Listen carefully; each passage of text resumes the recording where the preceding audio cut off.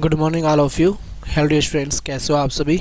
I hope, उम्मीद आशा करता हूँ सभी बच्चे अच्छे होंगे, स्वस्थ होंगे, बेहतर होंगे और बेहतर से बेहतर अपनी तैयारी भी कर रहे होंगे। तो आप सभी का स्वागत किया जाता है वंदे मातरम एकेडमी पर। तो डियर फ्रेंड्स, आज हम पढ़ेंगे मेडाइवल हिस्ट्री, मध्यकालीन भारत। क्या हुआ था भाई लास्ट क्लास में मध्यकालीन भारत में? नवपाषाण काल। चलो फिर मध्यकालीन भारत से शुरू करते हैं। मध्यकालीन भारत में क्या क्या पढ़ते हो आप लोग? बात करें हम किसकी? मध्यकालीन भारत की। इसकी चर्चा की जाए तो इसका टाइम पीरियड क्या होगा? क्या टाइम पीरियड है भाई इसका? 712 से लेकर 1857 तक रहता है मध्यकालीन भारत का टाइम पीरियड। इस टाइम पीरियड की अगर हम बात करें, इसकी चर्चा करें, कौन कौन से टॉपिक पढ़ने होते हैं इसके अंदर हम बात करें, सबसे पहले हम पढ़ेंगे इसके अंदर मुसलमानों के बारे में ही पढ़ेंगे, अरब के बारे में पढ़ेंगे, अरब देशों के बारे में पढ़ेंगे और हम इसके अंदर पढ़ेंगे तुर्कियों के बारे में। तो तुर्की और अरब मुसलमानों के बारे में पढ़ेंगे और उनको पढ़ने से पहले हम किस पे चर्चा करते हैं? हम चर्चा करते हैं इस्लाम धर्म की। तो सबसे पहला क्वेश्चन आपका बनेगा, जो इस्लाम धर्म है, आपसे क्वेश्चन बन गया, इस्लाम धर्म के संस्थापक कौन थे? पहला ही क्वेश्चन आपका ये बना, इस्लाम धर्म के संस्थापक कौन थे? तो बताओ कौन थे भाई इस्लाम धर्म के संस्थापक? तो इसकी अगर हम बात करें, ये थे हजरत पैगंबर मोहम्मद साहिब। क्या थे भाई? ये इस्लाम धर्म के संस्थापक हुआ करते थे। आपसे पूछा जाए इसका जन्म कब हुआ? कब होता है जन्म इनका? 570 ईस्वी के अंदर इनका जन्म हुआ था। पूछा जाए इनको ज्ञान की प्राप्ति कब हुई?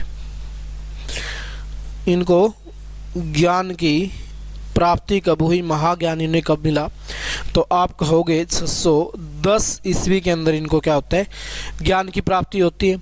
इन्होंने कहाँ पे ज्ञान की प्राप्ति हुई थी, कहाँ पे इनका जन्म हुआ था?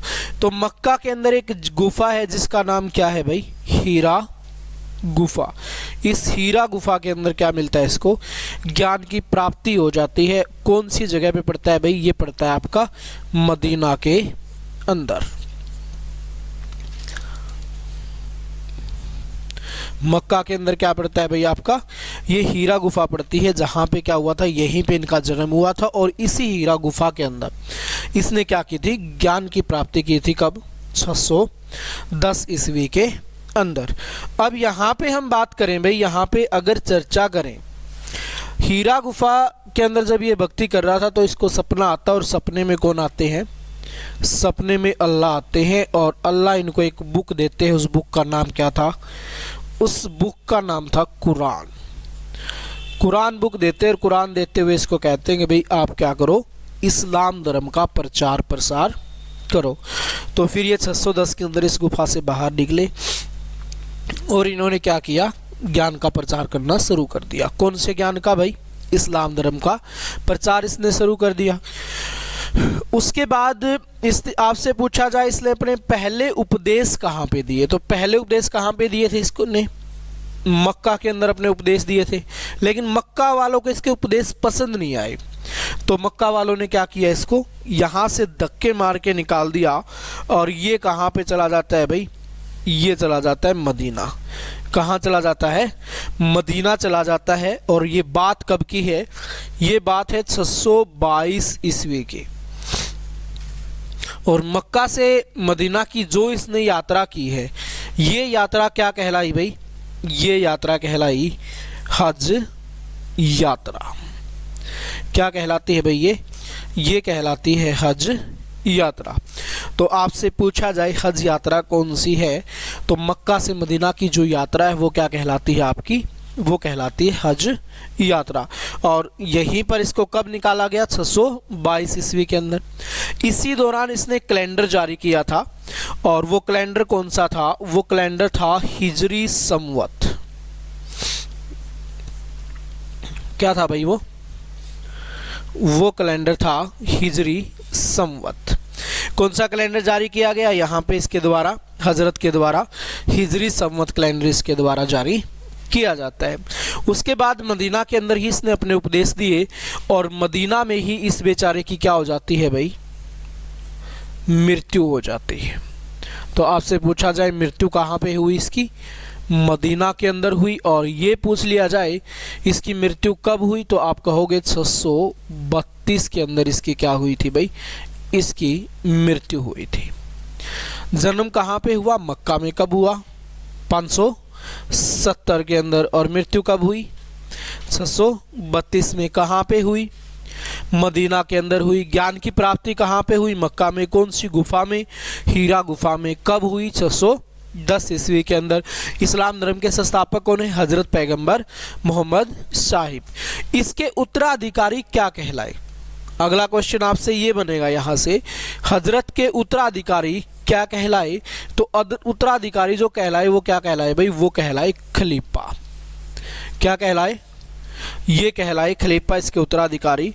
और इनकी अगर हम बात करें, इनकी अगर हम चर्चा करें खलीफाओं की, तो पहला खलीफा कौन बना भाई? पहला खलीफा बना था अली बुकर। कौन बना था? अली बुकर क्या बना भाई? ये बना पहला खलीफा। तो हजरत पैगंबर साहब के जो उत्तराधिकारी थे वो क्या कहलाते हैं? वो खलीफा कहलाते हैं। अब इन खलीफाओं को ही हम इस्लाम धर्म का धर्म गुरु बोल देंगे, ठीक है, जो क्या करेगा? इसको इस्लाम धर्म को लीड करेगा। तो 2-3 क्वेश्चन यहाँ से बनेंगे। इस्लाम धर्म की स्थापना किसने की, कब की, कैसे की? तो संस्थापक कौन है? हजरत पैगंबर मोहम्मद साहब। जन्म कब हुआ इनका? 570 में। कहाँ पे हुआ? मक्का के अंदर हुआ। ज्ञान की प्राप्ति 610 ईस्वी के अंदर हुई भाई। और आपसे पूछा जाए कौन सी गुफा के अंदर ज्ञान प्राप्त हुआ था? तो हीरा गुफा के अंदर। इसने कहा कि अल्लाह मेरे सपने में आए और मेरे को क्या दी थी? एक बुक दी थी जिसका नाम क्या है? कुरान बुक है। और कहा कि आप जाओ और इस्लाम धर्म का प्रचार और प्रसार आप करो। उसके बाद पहला उपदेश इसने मक्का में दिया और मक्का वालों को इसके उपदेश अच्छे नहीं लगे, तो मक्का वालों ने इसको क्या किया? धक्के मार के निकाल दिया। अब मक्का वालों ने इसको धक्के मार के कहाँ से निकाल दिया भाई? मक्का से कहाँ चला गया? मदीना। कैसे गया? पैदल यात्रा की। और ये पैदल यात्रा क्या कहलाई? ये कहलाई हज यात्रा। बात कब की है? 622 की। और 622 में ही इसने क्या चलाया? फिर हिजरी संवत इसने जारी कर दिया। उसके बाद इसकी मृत्यु कहाँ पे हुई? मदीना में हुई। कब हुई? 632 के अंदर हुई। इसके उत्तराधिकारी क्या कहलाए? खलीफा कहलाए। और इस टाइम पे खलीफा कौन था? अली बुकर। या पूछ लिया जाए आपसे पहला खलीफा कौन बना इस्लाम धर्म का? तो वो था अली बुकर। उसके बाद हम पढ़ते हैं भारत में मुस्लिम अटैक। और पहला अटैक कौन करता है भारत में? है कुछ ध्यान? मोहम्मद बिन कासिम। ये क्या था भाई? ये एक अरब आक्रमणकारी था। अरब अटैक सबसे पहले भारत पे करने वाला कौन था? वो था मोहम्मद बिन कासिम। तो चलो इसकी बात हम करें, इसकी हम चर्चा करें भाई। अरब अटैक।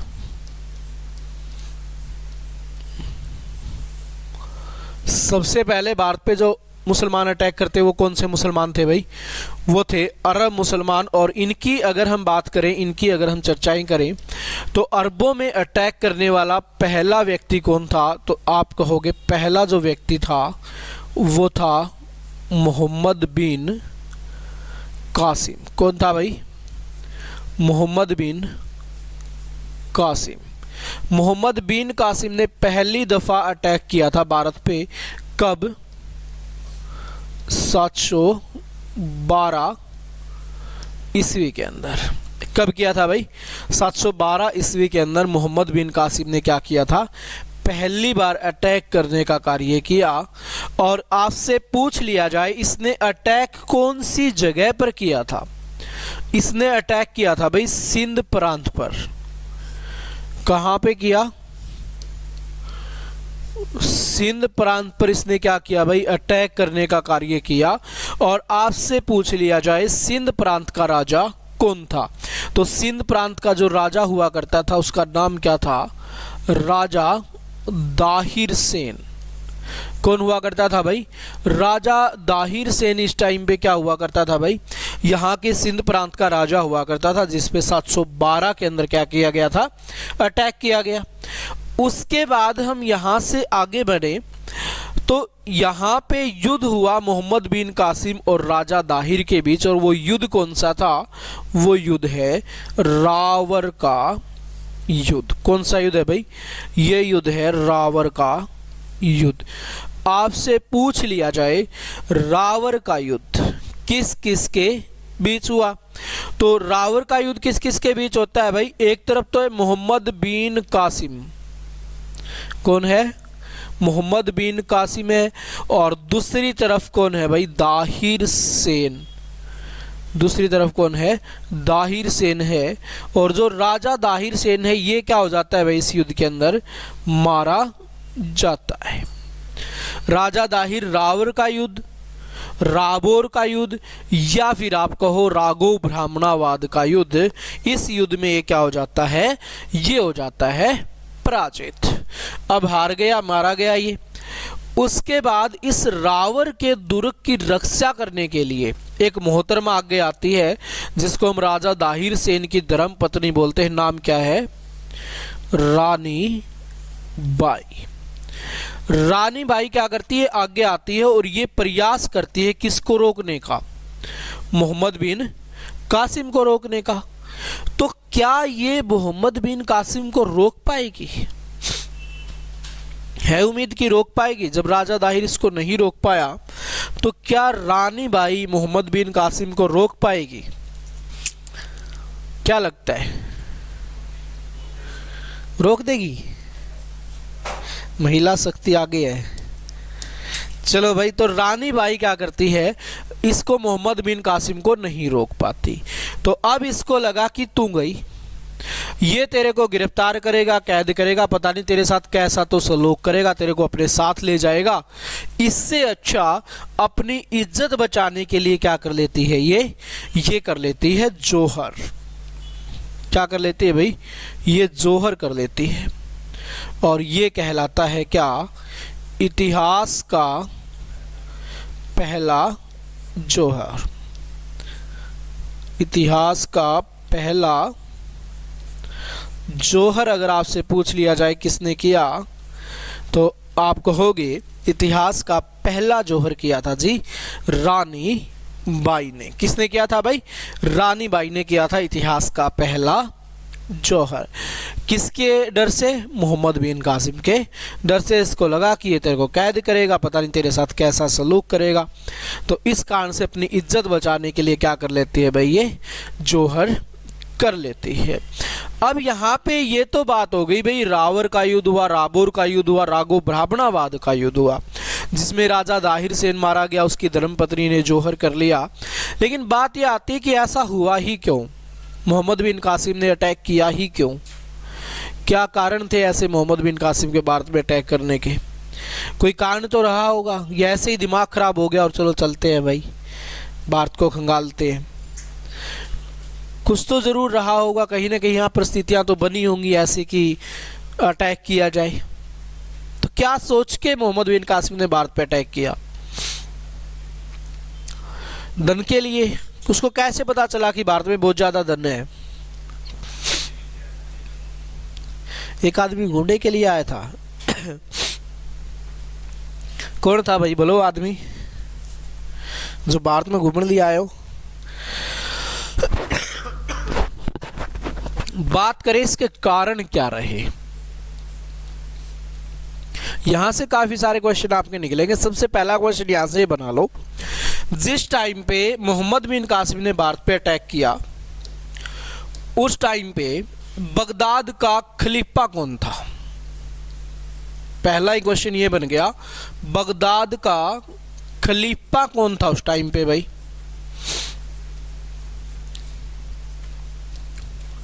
है ध्यान में कौन था खलीफा? उस टाइम पे बगदाद का जो खलीफा हुआ करता था वो था अल हजाज। कौन था? अल हजाज। तो अल हजाज इस टाइम पे हुआ करता था बगदाद का खलीफा। अब ये अकेला बंदा, वो अल हजाज नहीं भाई, उमैया खलीफा, उमैया खलीफा क्या हुआ करता था इस टाइम पे? बगदाद का खलीफा हुआ करता था। इसने क्या किया, इसने देखा कि यार तू पूरी की पूरी दुनिया को नहीं संभाल सकता, अब इनको क्या करना है, इस्लाम धर्म का प्रचार करना है पूरी दुनिया में, लेकिन एक लेला बंदा तो नहीं कुछ कर सकता, तो इसको क्या चाहिए, सहयोगी चाहिए। तो इसने क्या किया, अरब देशों के अंदर गवर्नर की नियुक्ति कर दी। कहां पे? अरब देशों में, अरब देशों में गवर्नर की नियुक्ति कर दी भाई। और अरब देशों में गवर्नर कौन था? गवर्नर का नाम क्या था भाई? गवर्नर था अल हजाज। कौन गवर्नर था? अल हजाज ये गवर्नर हुआ करता था। अब यहां पे बात करें, अल हजाज गवर्नर बना हुआ, लेकिन पैसे से क्या था ये? पैसे से था व्यापारी। क्या था भाई ये एक व्यापारी था। इसका व्यापार कहां से कहां चलता था? इसका जो व्यापार चलता था वो भारत और श्रीलंका से चलता था। कहां से चलता है? भारत और श्रीलंका। इस समय यहां पे राजा जो बना हुआ था भारत में, एंट्री पे ही कौन था? सिंध प्रांत में कौन बैठा हुआ था? राजा दाहिर सेन। राजा दाहिर सेन की एक खास बात थी। वो खास बात क्या थी इसकी? वो था कट्टर हिंदू। और ये कौन ठहरे? मुसलमान। अब कट्टर हिंदू और मुसलमान का आंकड़ा कैसा होगा? 36 का आंकड़ा है तो बनेगी नहीं ज्यादा बात। तो अल हजाज भारत में ज्यादा व्यापार न कर कर ज्यादा व्यापार कहां पे करता था? ये ज्यादा व्यापार करता था श्रीलंका। भारत में आवागमन कम और श्रीलंका में ज्यादा। तो श्रीलंका में बार बार जाता ये अल हजाज और वहां पे जाके मुलाकात करता किससे? श्रीलंका के राजा से। और इसको इस्लाम धर्म के बारे में बताता कि जी हिंदू धर्म वगैरह वगैरह कुछ नहीं रखा इनमें, सबसे सर्वश्रेष्ठ जो धर्म है ना वो कौन सा है? वो है इस्लाम धर्म। अच्छी अच्छी बातें बताता। तो श्रीलंका का जो राजा था इसने इस्लाम धर्म को क्या कर लिया? कबूल कर लिया। क्या कर लिया इसने कर लिया इसको कबूल। अब जैसे ही इस्लाम धर्म को कबूल किया तो इसने सोचा यार अब मेरे को सरप्राइज देना चाहिए। किसको? अल हजाज को। तो अल हजाज के लिए श्रीलंका का राजा क्या करेगा भाई? उपहार बेचेगा। क्या करेगा? उपहार भेजेगा श्रीलंका का राजा। किसके लिए? अल हजाज के लिए। उपहार कैसे भेजे जाते थे? इस टाइम पे जो उपहार आएंगे वो किसके कैसे भेजे जाएंगे भाई? वो एक नाव के साथ भेजे जाएंगे, नाव में लोड किए जाएंगे। और इसके अंदर किस किस को शामिल किया जाएगा? उपहारों में क्या क्या था? हीरे मोती थे, जवरात थे, सुंदर सुंदर कन्याएं थी।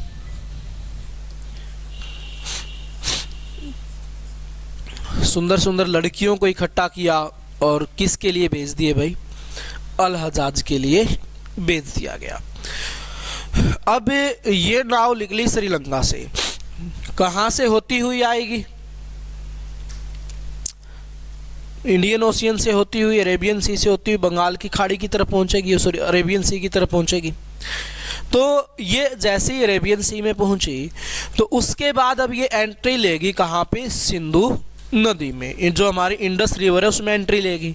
वहां पे एंट्री ली तो ये पहुंचती है आगे, और आगे पहुंचकर कौन सी जगह पे आ जाती है? ये आ जाती है सिंध प्रांत में। कहां पे आ जाती है भाई? सिंध प्रांत में पहुंच गई इनकी ये नाव। और यहां पे एक बंदरगाह है जिसका नाम क्या है? जिसका नाम है देवल बंदरगाह। कौन सा पोर्ट है यहाँ पे? देवल बंदरगाह है भाई। यहाँ पे बंदरगाह होती क्या है? हाँ, जहाँ पे समुद्री जहाज़ों का पानी को क्या किया जाता है, कोई भी सामान उसमें लोड करना है, उतारना है, धरना है, कुछ भी करना है तो वहाँ पे आके रुकेंगे जहाज, जो उतारना है उतार लो, रखना है रख लो। तो ये पहुंच गए देवल बंदरगाह पे। इन्होंने सोचा यार एक अरसे से चले हुए हैं, अब हमें क्या करना चाहिए, यहाँ पे विश्राम करने की जगह भी अच्छी है, हमें यहाँ पे करना चाहिए विश्राम। हम यहाँ पे विश्राम करते हैं और विश्राम करने के बाद फिर हम आगे बढ़ेंगे। अब जैसे ही विश्राम करने के लिए रुके तो यहाँ पे थे चोर, डाकू, लुटेरे, गुंडे। उन्होंने क्या कर दिया, अटैक कर दिया, सारा सामान लूट लिया। देखा कि सुंदर सुंदर कन्याएं हैं, इनको भी उठा ले गए। अब जो इसके अंदर सैनिक वैनिक थे वो क्या करे बेचारे, जो मार था वो तो ले गए, अब ये क्या करेंगे। अब जो सैनिक थे इसके अंदर, ये सैनिक किसके पास जाए सहायता मांगने के लिए, ये सैनिक जाएंगे सिंध प्रांत का जो राजा है। कौन है सिंध प्रांत का राजा, राजा दाहिर। सिंध का राजा के पास गए और कहा जी देखो ऐसी ऐसी बातें हैं, हमारे महाराज ने इस्लाम धर्म कबूल किया था, अल हजाज के लिए अच्छे अच्छे उपहार थे, उनमें काफ़ी सारी लड़कियां भी थी और हमें गिफ्ट करके आना है, तो आप वापस करो जी, दिलाओ हमें सब कुछ। तो सिंध का राजा दिलाएगा, ठीक है। तो सिंध का राजा मना कर देता है, भाई नहीं ऐसा नहीं हो सकता। क्यों? क्योंकि डिमांड करने वाले कौन हैं, इस्लाम धर्म वाले हैं, और ये ठहरा हिंदू, तो वैसे भी 36 का आंकड़ा है और वैसे भी लड़कियां मिल गई तो वैसे भी नहीं छोड़ने वाला। तो राजा महाराजाओं का तो काम ही ये होता था, जहां पे भी जाते 4-5 को तो उठा ही लाते थे। तो अब इन्होंने क्या किया, धक्के मार के बाहर निकाल दिया इन सैनिकों को, भाई यहाँ से रफा चक्कर हो जाओ, नहीं फिर देख लेना तुम्हारे साथ विबुर अच्छा नहीं होगा। अब इन सैनिकों को धक्के मार के निकाल दिया। अब ये सैनिक कहाँ पे जाए बेचारे, उल्टे गए किसके पास, अल हजाज के पास या श्रीलंका के राजा के पास, अल हजाज के पास जाएंगे, क्योंकि श्रीलंका दूर है, अब अरब लोग पास में ही है। तो ये पहुंचे अल हजाज के पास और अल हजाज को जाके सारी बात बताई, जी ऐसे ऐसे बात है और हमारे राजा ने इस्लाम धर्म कबूल कर लिया। अल हजाज बोला बहुत अच्छी बात ये तो। फिर बोला जी थोड़ी बात और सुनो ध्यान से, उपहार भी भेजे थे आपके लिए। बोला क्या क्या भेजा, बोला हीरे मोती जवाहरात खूब भेजे थे। बोला वो छीन लिए, बोला कोई बात ना, उनके तो छीनने दो, कोई क्या फ़र्क पड़ता है, उनसे तो हमारे पास बहुत है। बोला महाराज पूरी बात सुन लो, उसमें कुछ सुंदर लड़कियां भी थी। बोला ये बात गलत है, देखो ऐसा नहीं करना चाहिए था, हीरे मोती रख लेते, चलो फिर लड़कियां तो दे देते कम से कम। अब लड़कियां मिली नहीं भाई, अल हजाज का हुआ दिमाग खराब। अल हजाज क्या करे अब, अल हजाज बोला कोई बात नहीं जी मैं देखता हूँ उसको। अल हजाज आया सिंध के राजा के पास, राजा दाहिर सेन के पास, और बोला कि महाराज देखो बात सीधी ये है, हीरे मोती जवाहरात रखने रख लो, लेकिन वो कम से कम लड़कियां तो लौटा दो यार, सुनने में आए वो तो खूबसूरत भी बहुत थी। तो अब ये लौटाएगा वापस, नहीं लौटाएगा।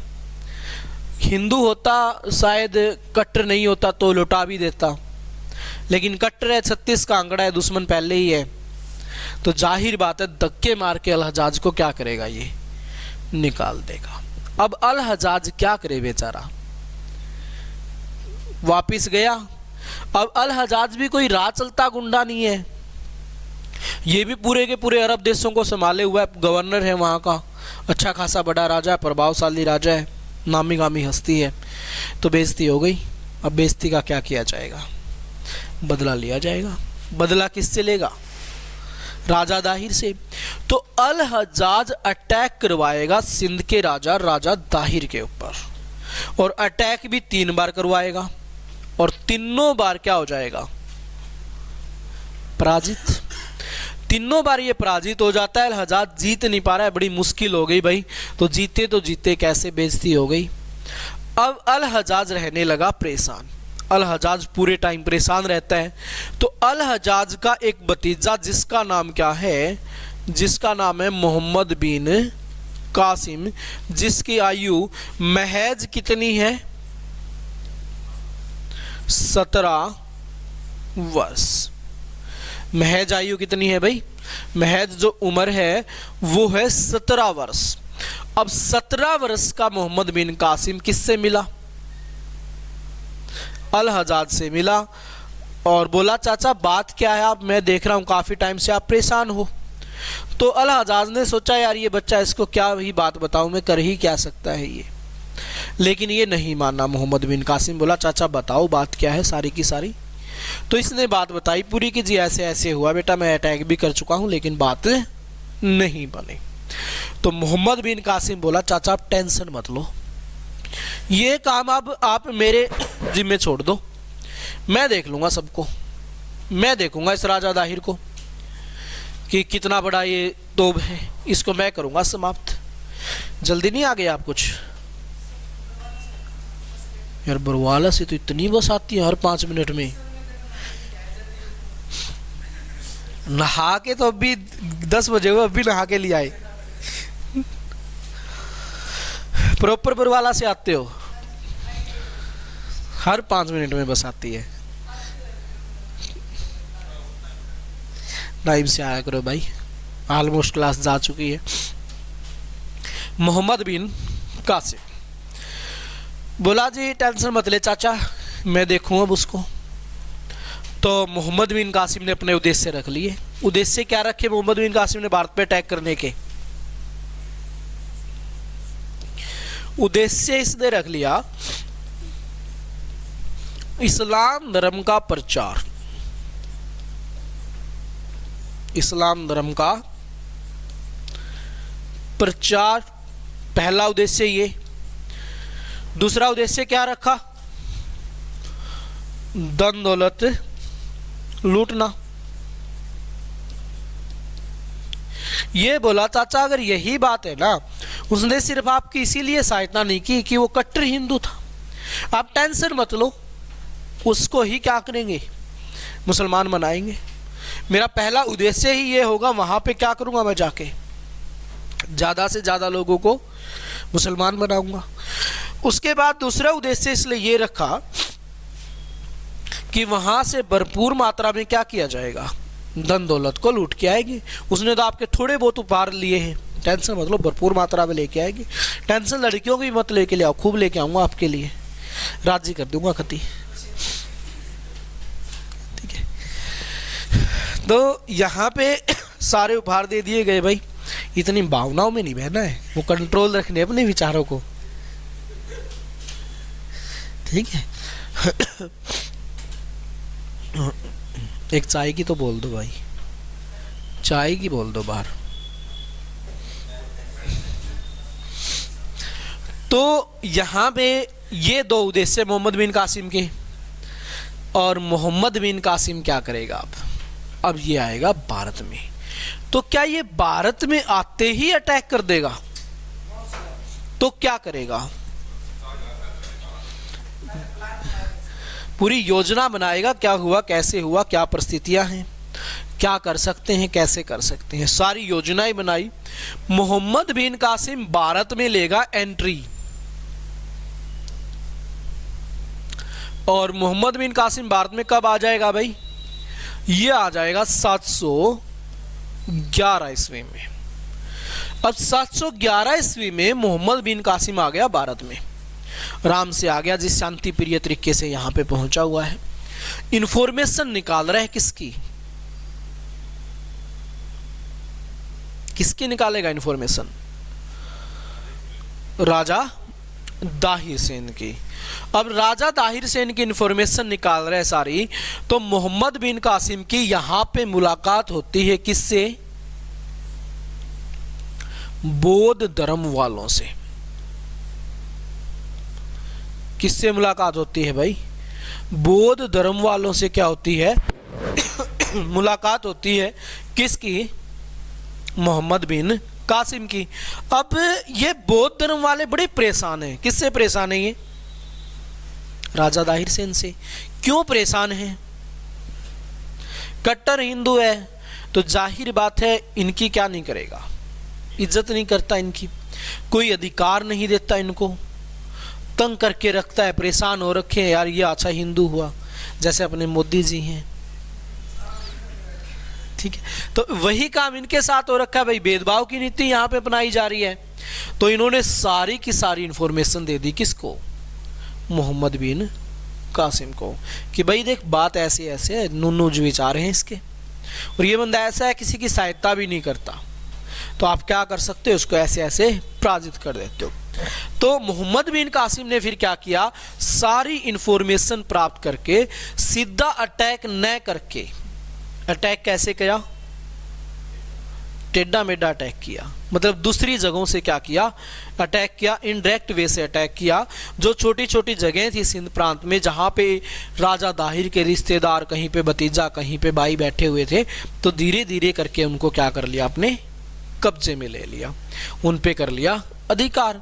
फिर इसको लगा कि अब पावर बढ़ चुकी है, अब मैं क्या कर सकता हूं भाई, राजा दाहिर को पराजित कर सकता हूं। तो फिर इसने 712 के अंदर क्या किया भाई, अटैक कर दिया किस पे, रावर के दुर्ग पे।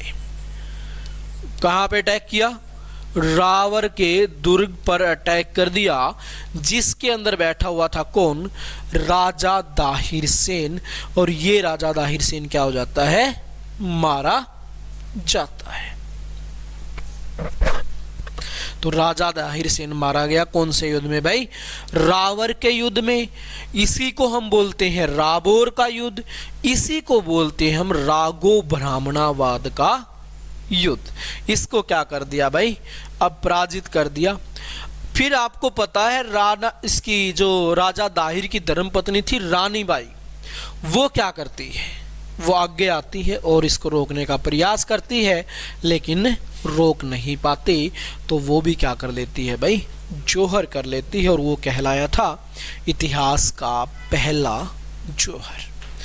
अब हम बात करें, यहां पे चर्चा करें, अब कहानी यहां तो खत्म नहीं हुई होगी, कहानियां तो और बनेंगी, यहां पे खत्म तो नहीं होगी, क्योंकि इसकी भी संतानें होंगी, आगे पीछे इसके भी कुछ होगा, मोहम्मद बिन कासिम के, तो राजा दाहिर के।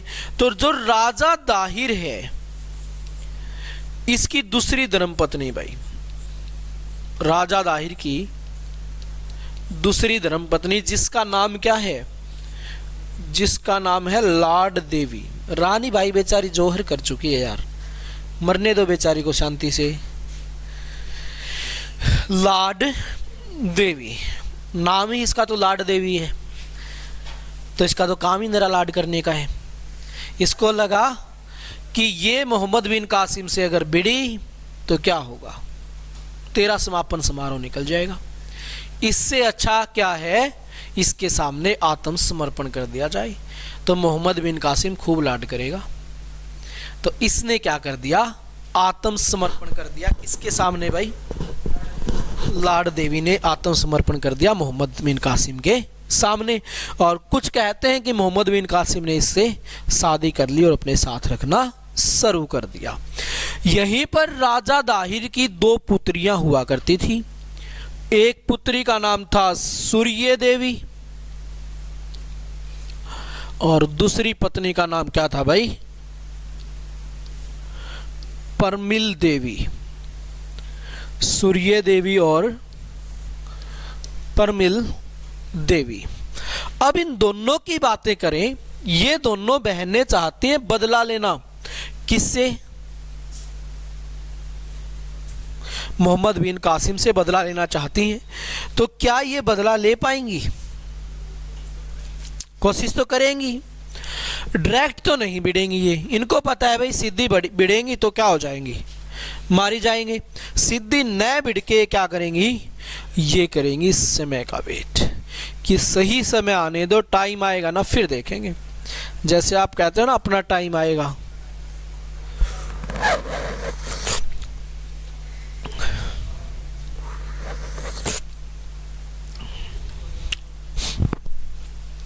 तो सूर्य देवी और परमिल देवी इंतजार करने लगी सही समय का, और इस कारण से इन्होंने भी क्या किया, मोहम्मद बिन कासिम के सामने आत्मसमर्पण कर दिया। मोहम्मद बिन कासिम को बोला जी हम आपको कुछ नहीं कहेंगे, आपके साथ ही रहेंगे। तो ये दोनों बहनें किसके साथ रहने लग जाती हैं, मोहम्मद बिन कासिम के साथ, और वेट करती हैं जी कि जिस दिन मौका मिल गया उस दिन देख लेंगे। किसकी, भांग भूंग पी रखी है क्या?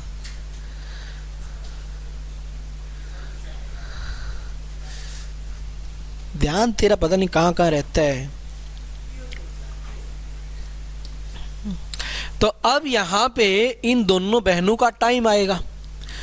टाइम कब आया? टाइम आया जब अल हजाज की मृत्यु हो गई। कौन था अल हजाज?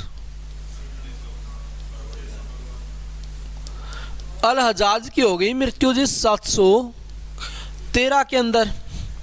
जैसे ही अल हजाज मरा, इसकी जगह नया गवर्नर आ गया जिसका नाम क्या है? जिसका नाम है सुलेमान। क्या नाम है भाई? जिसका नाम है सुलेमान।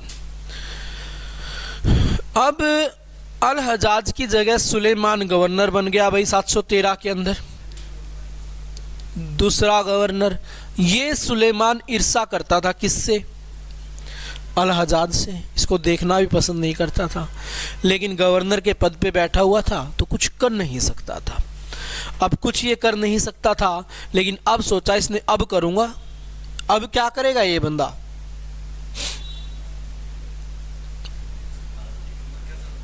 मर गया तो फिर क्या हो गया?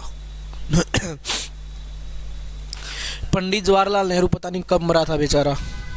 मोदी जी आज भी बदनाम कर रहे हैं। इंदिरा गांधी कब की मर चुकी है। तो ऐसा इसने किया सुलेमान ने। सुलेमान बोला भाई अल हजाज के द्वारा जो जो कार्य शुरू किए गए थे ना, वो सारे के सारे कार्य क्या किए जाएंगे? समाप्त किए जाएंगे, रोक दिए जाएंगे। उन्हीं कार्यों में एक कार्य कौन सा था? भारत अभियान। किसने चलाया था भारत अभियान? मोहम्मद बिन कासिम तो नेतृत्व करता है, परमिशन तो किसकी है? अल हजाज की। अल हजाज ही चाहता था ये सब हो। तो अब सुलेमान ने इसको भी रोक दिया, इसको भी यहीं बंद कर दिया जी, बंद करो इसको। मोहम्मद बिन कासिम के पास पत्र लिख दिया कि भाई तू जहां पे भी है ना वापस आ जा, इस अभियान को यहीं छोड़। तो मोहम्मद बिन कासिम अब क्या करेगा? वापस आएगा। अब मोहम्मद बिन कासिम वापस आया। वापस आते वक्त साथ में क्या लेके आया?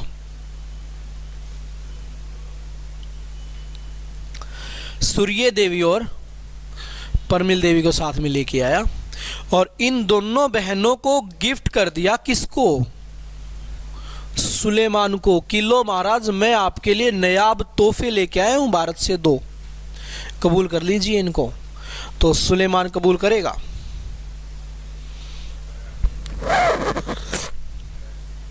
ये मौका आपको मिल जाए, छोड़ दोगे?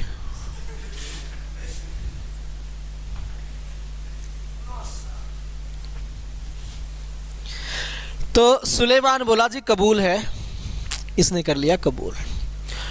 अब ये दोनों सूर्य देवी और परमिल देवी वैसे हिंदुस्तान की रह गई। हिंदुस्तान वाले स्कीम देने में सबसे आगे हैं, ये आपको पता है। हरियाणा वाली जमीन ज़्यादा।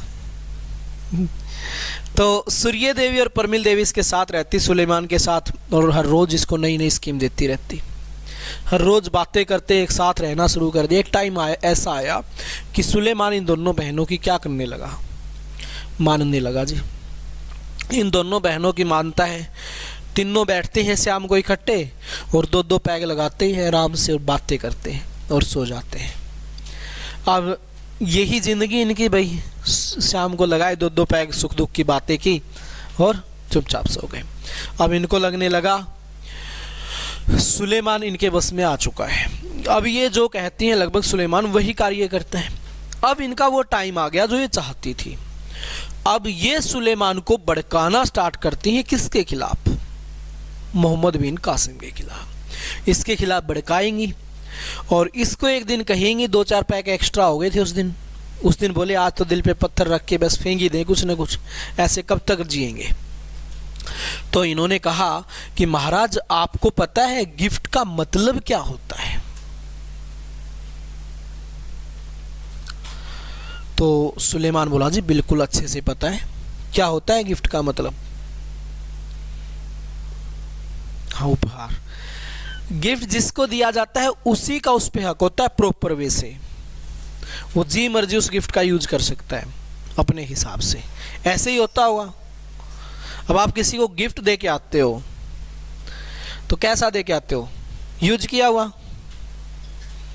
कि भाई हमारे पास पड़ा है एक्स्ट्रा और चल चिपका दें, वो आप वर्गी होगी।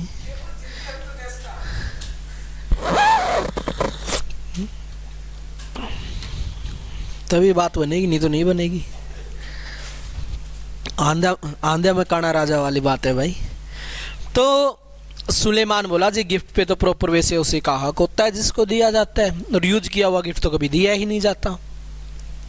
तो दोनों बहनें बोले महाराज बात तो यही है, हम यही बात तो आपको कब से कहने की कोशिश कर रहे हैं, लेकिन कह नहीं पा रहे थे मोहम्मद बिन कासिम के डर से। हमारा तो मोहम्मद बिन कासिम पहले ही उपभोग कर चुका है। जब उसका मन भर गया हमसे, तब आपको क्या कर दिया, हमें गिफ्ट कर दिया, और आपको कहता है कि नायाब तोहफे लेके आया हूं। अब सुलेमान को गुस्सा आएगा नहीं आएगा? आएगा, लाजमी बात है। इतना बड़ा व्यक्ति है और 2 टिंगरी गिफ्ट में करी और वो भी यूज की हुई, तो दिक्कत तो होनी है। सुलेमान बोला भाई ये बात तो बिल्कुल ही गलत है, ऐसा तो होना ही नहीं चाहिए। तो सुलेमान ने फरमान जारी कर दिया मोहम्मद बिन कासिम जहां पे भी है उसको दरबार में पेश किया जाए। अब उसको बुला लिया दरबार में। दरबार में बुलाया गया मोहम्मद बिन कासिम को, साथ में लेके आते हैं एक बैल को। किसको लेके आते हैं भाई? साथ में एक बैल को लेके आए। अब बैल को लेके आते हैं भाई, और जैसे ही इसको लेके आए तो बैल का पेट चीरा गया और मोहम्मद बिन कासिम को उसमें डाल दिया गया, और इतनी दर्दनाक मौत दी गई किसको? मोहम्मद बिन कासिम को। तो मोहम्मद बिन कासिम इन दोनों के षड्यंत्रों के तहत 714 ईस्वी के अंदर क्या हो गया भाई? मारा गया। अब मोहम्मद बिन कासिम की हो गई मृत्यु। लेकिन सच तो सच ही होता है, आगे तो आना ही था एक दिन। तो इन दोनों बहनों की सच्चाई सामने आ गई, मोहम्मद बिन कासिम की सच्चाई सामने आ गई। सुलेमान को पता चला कि जो इन दोनों बहनों ने कहा ये सरासरी क्या था? गलत था, झूठ था, ऐसा तो कुछ भी नहीं हुआ। मोहम्मद बिन कासिम ने तो आज तक बेचारी लाड देवी को ही नहीं छुआ, तो इनको क्या करेगा वो? सच्चाई सामने आ गई सारी की सारी। तो अब सुलेमान क्या करेगा? इनका भी गेम बजा देगा। इन दोनों बहनों को क्या करता है? घोड़ों के पीछे बंधवा देता है, और इनको जब तक रेगिस्तान में दौड़ाता रहता है तब तक इनके शरीर की एक एक हड्डी अलग नहीं हो जाती। सबसे दर्दनाक मौत इसको माना गया, और इनकी क्या कर दी जाती है भाई? हत्या कर दी जाती है। तो पूरा का पूरा जो मोहम्मद बिन कासिम वो मर गया, राजा दाहिर का पूरा जो कुनबा था वो मर गया। ठीक है। लेकिन जिस टाइम पे मोहम्मद बिन कासिम भारत में था उस टाइम पे उसने कुछ कार्य किए थे। 714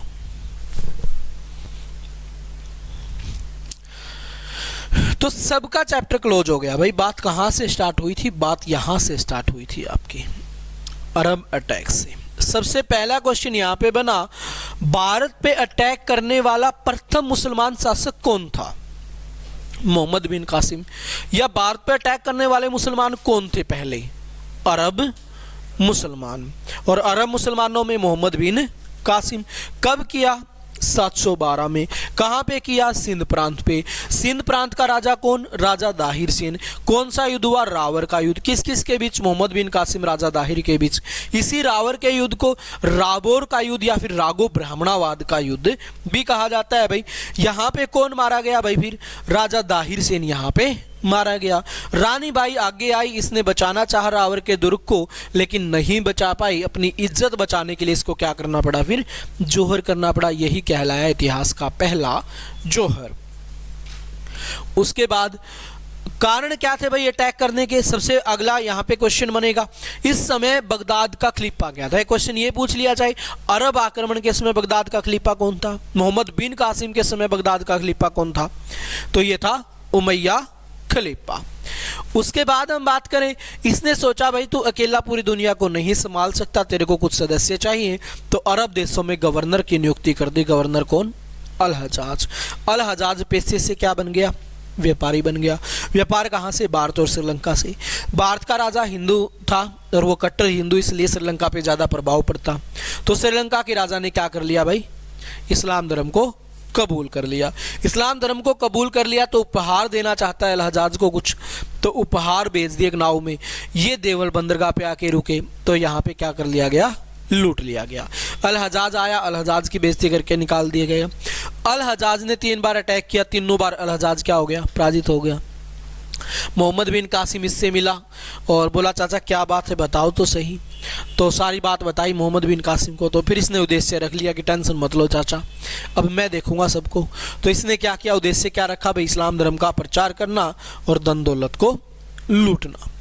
उसके बाद हम आगे बढ़े तो मोहम्मद बिन कासिम 711 के अंदर भारत के अंदर आया, बौद्ध धर्म वालों से मिला, उन्होंने पूरी इन्फॉर्मेशन दी और फिर इन्फॉर्मेशन प्राप्त करके 712 के अंदर क्या कर दिया गया भाई?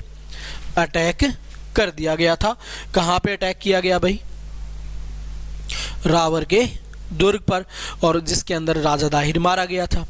ठीक है, वहां पे रानी बाई ने जोहर कर लिया था। और जो राजा दाहिर की दूसरी धर्मपत्नी थी लाड देवी, ये मोहम्मद बिन कासिम के सामने क्या कर देती है? आत्मसमर्पण कर देती है। सूर्य देवी और प्रमिल देवी ने फैसला कर लिया कि हमें पिताजी की मौत का बदला लेना है, लेकिन ये सीधा नहीं ले सकते, इनडायरेक्ट वे से लेंगी। तो इन्होंने सोचा कि टाइम आने पर ही हम सब कुछ करेंगे। तब तक ये मोहम्मद बिन कासिम के साथ रहने लगी। इसी बीच मृत्यु होगी। अल हजाज की अगला गवर्नर बन गया सुलेमान। सुलेमान अल हजाज से ईर्ष्या करता था। अल हजाज से ईर्ष्या करता था, तो जैसे ही गवर्नर बना, इसके द्वारा अभियान शुरू किए गए थे वो सारे के सारे बंद कर दिए। मोहम्मद बिन कासिम को वापस बुला लाया और वापस आते वक्त सूर्य देवी और प्रमिल देवी को साथ में लेकर सुलेमान को गिफ्ट कर दिया। तो फिर इन दोनों बहनों ने सुलेमान की सहायता से क्या करवा दिया? इसको समाप्त करवा दिया, मरवा दिया उसके हाथों से, और बाद में इनकी भी दोनों की हत्या कर दी। लेकिन इसी बीच मोहम्मद बिन कासिम भारत में रहा था और भारत में रहते हुए उसने कुछ कार्य किए थे भाई, कुछ वर्क किए थे। कौन कौन से वर्क किए भाई? जैसे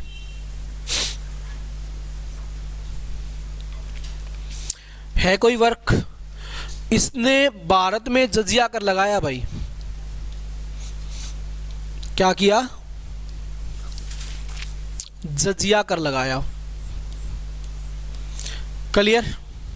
जजिया कर किस पे लगता है? गैर मुसलमानों पर। किस पे लगता है? गैर मुसलमानों पर। मुसलमानों को छोड़कर बाकी सारे क्या करेंगे?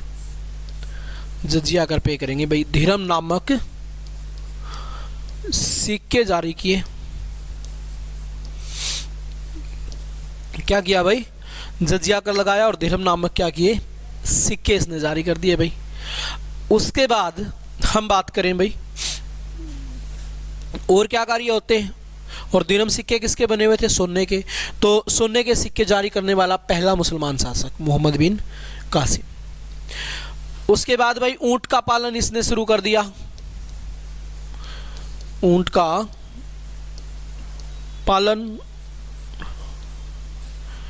खजूर की खेती की है। आप लोगों ने ऊंट की सवारी की है? रखते हो ऊंट? ऊंट रखते हो?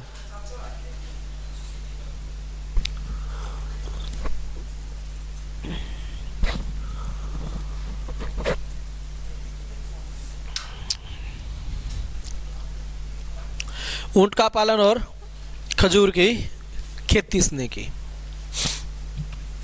अब आगे बढ़ाएं भाई। आपसे पूछ लिया जाए इस अभियान की जानकारी हमें कहां से मिलती है? जानकारी मिलती है भाई हमें चचनामा से। किससे मिलती है? चचनामा से। चचनामा किसके द्वारा लिखी गई थी?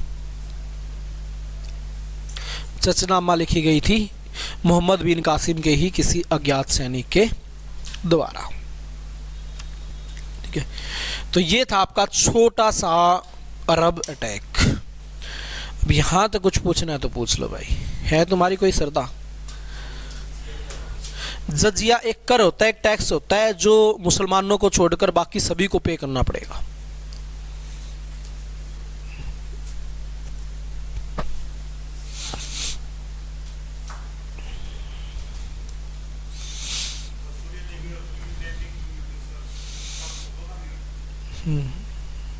मोहम्मद बिन कासिम के बाद।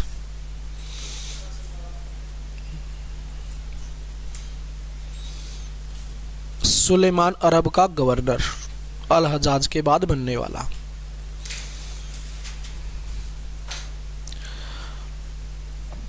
हाँ जी महात्माओं, बताओ अब क्या विचार है?